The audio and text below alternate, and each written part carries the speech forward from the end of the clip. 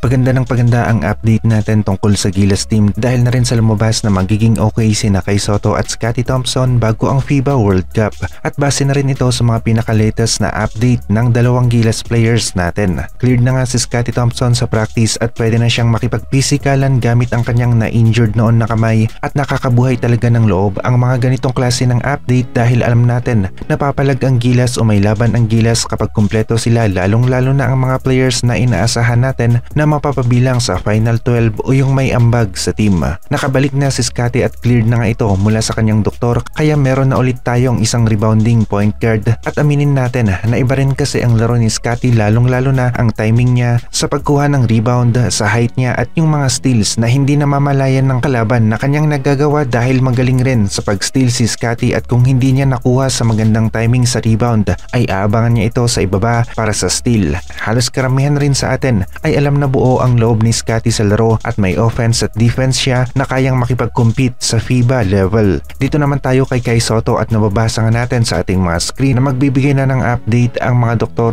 na tumingin sa kanya sa mga doktor naman ng SBP at pwedeng anumang oras ay maideklara na rin na si Kai Sotto na cleared at pwede na sa pisikalan at mapapalaban sila sa Ivory Coast, Montenegro at Mexico bago ang FIBA World Cup. Scottie Thompson at Kai Sotto ang mga ilan sa mga players na talagang inaasahan na mapapabilang sa Gilas Final 12 dahil na rin sa alam ng karamihan ng mga fans na magiging malaking tulong sila sa Gilas team at kita yan sa nagagawa nila sa loob ng basketball court. Matutuldukan na rin ang issue tungkol sa clearance ng mga players at move on na tayo sa papalapit na mga tune-up games na kung saan ilang tulog na lang ay game day na o araw na ng laro. Ito yung mga petsa ng tune-up games sa August 18 at napakalapit na nito ay unang makakalaban ng Gilas ang team ng Ivory Coast. Sa August 20 naman ay laban sa Montenegro at sa August 21 ay Mexico ang makakalaban ng Gilas team. Halos magkakasunod ang mga tune-up games na ito at masusubukan na talaga ang Gilas team laban sa mga FIBA World Cup level teams. Update naman tayo kay Jordan Clarkson at naka-integrate kaagad ito sa Gilas team o may chemistry na sa laro. O hindi na rin bago si Clarkson sa Gilas team at karamihan sa mga players ay nakasama na niya sa FIBA World Cup Asian Qualifiers kaya naman hindi malayo na makakonect kaagad ito sa mga plays o magawa nila ang mga plays bilang isang team. Isang defense magnet si Clarkson at halos lahat ay gusto siyang bantayan kaya asahan natin na magkakaroon ng opening sa loob ng paint para kay Kai Sotto at sa iba pang bigs. Kapag nasa motion si Clarkson ng isolation papalapit sa basket ay madalas na palagi siyang sinasalubong ng depensa kaya nagiging open sa loob ng paint para sa mga bigs natin. Kapag wala namang sumalubong na depensa kay Jordan Clarkson ay tuloy-tuloy siya sa pag-score. Malinaw na patungo sa magandang direksyon ang mga update na lumalabas. Kay Clarkson na muna ulit tayo at makakalaban niya ang kanyang kateam sa Utah Jazz na si Simon Fontecho, isang forward at pwedeng si Jimmy Malonzo ang itapat ng Gilas dito dahil halos magka-height at magkaparehas ng position o pwesto ang dalawang players na ito. Team effort pa rin ang basketball at magkakatalo sa kung gaano kagaling at kabilis ang reaksyon ng mga players bilang isang team sa offense at defense kagaya na lamang sa help defense at fast scoring plays. Dihado tayo sa mga one-on-one plays dahil si Clarkson lang talaga ang nasa NBA level ang opensa at hindi sa lahat ng oras ay sa kanya natin iaasa ang opensa at kailangan talaga ng mga epektibo at mabibilis na plays sa opensa.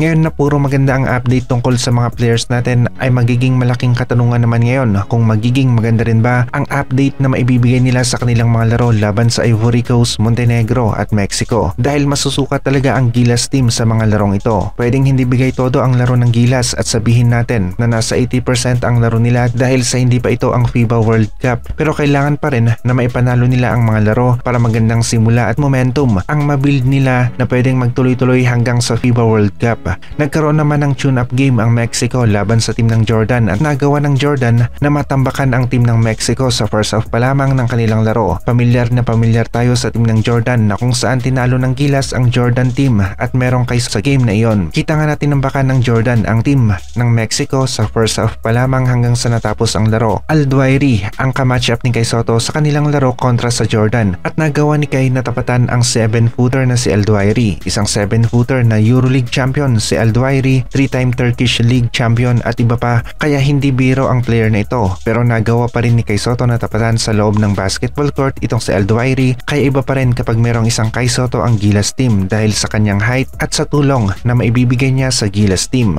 Maging ang Angola ay tinalo ng Jordan na merong Alduairi kaya naman malaki-laki ang tsansa na makakalusot ang Gilas team sa second round edition ng FIBA World Cup. Bukod sa maganda ang update sa mga players ng Gilas ay maging sa mga tune-up games ay nagpapakita na malaki-laki ang tsansa ng Gilas na manalo kontra sa Angola dahil nga sa tinambakan ng Jordan ang team ng Angola at kaya ng Gilas na merong Kai Sotto at Jordan Clarkson ang team ng Jordan. Hindi umobra ang NBA player ng Angola na si Bruno Fernando kontra dito kay Aldoairi na isang sentro ng Jordan team. Lumaban naman ang Montenegro na merong Vucevic kontra sa Slovenia ni Luka Doncic. Kaya naman ang tunay na test sa Gilas ay ang laro nila laban sa Montenegro. Kapag nagawa ng Gilas na manalo sa game na ito ay malaki-laki ang pag-asa nating manalo kontra sa Dominican Republic at Italy at posible nga na umabot tayo sa round of 16 o second round ng FIBA World Cup. Lahat naman ng update sa mga players ay maganda-ganda na ang lumalabas na balita. Maging si Clarkson ay may chemistry na sa Gilas team dahil hindi na ito bago sa team bilang membro ng Gilas kaya solid na rin ang Gilas chemistry niya. Montenegro laban sa Gilas talaga ang nakikita natin na magiging malaking pagsubok sa tune-up games at sa laro nila kontra sa Ivory Coast at Mexico ay medyo nakakaangat ng konti ang Gilas dito.